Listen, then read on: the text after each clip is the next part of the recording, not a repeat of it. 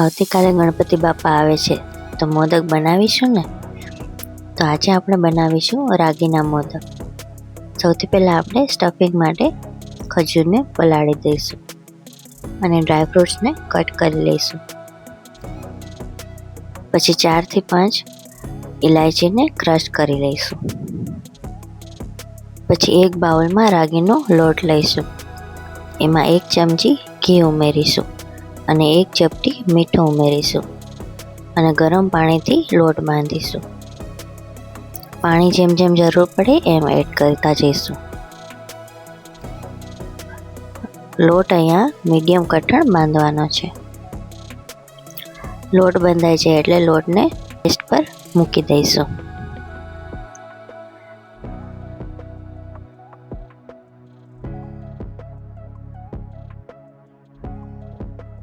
પછી પલાળેલા ખજૂરને મિક્સર જારમાં લઈને પીસી લઈશું. પીસતી વખતે પાણીને નીકાળી દેવાનું છે. પછી એક પેનમાં 2 ચમચી ઘી લઈશું. એમાં ખજૂરની પેસ્ટને ઉમેરી દઈશું. પછી એમાં ડ્રાયફ્રૂટ ઉમેરીશું. અહીંયા મેં કાજુ, બદામ, પિસ્તા અને કિસમિસ લીધા છે. તમે તમારા મનપસંદના ડ્રાયફ્રૂટ લઈ શકો છો. પછી પીસેલી ઇલાયચી એડ કરીશું.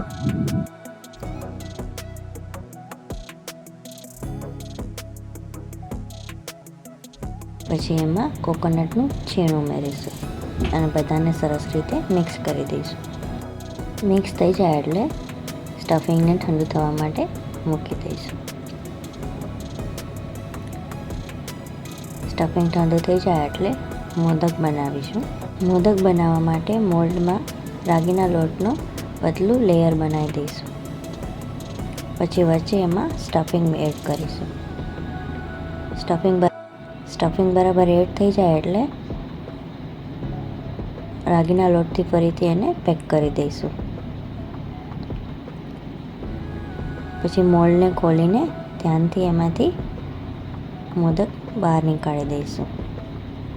આવી જ રીતે બધા મોદકને બનાવી લેવાના છે. બધા મોદક બને ત્યાં સુધી સાઈડમાં આપણે સ્ટીમરને ગેસ પર મૂકી દઈશું.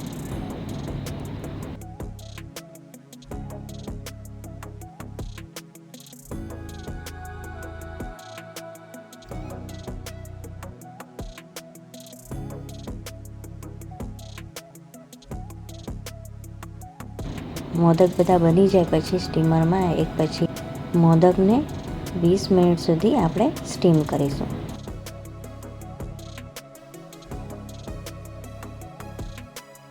પછી મોદકને ચાંદીના વરખથી અથવા તો ડ્રાયફ્રૂટથી ગાર્નિશ કરીશું અને ગણપતિ બાપાને ભોગ લગાવીશું.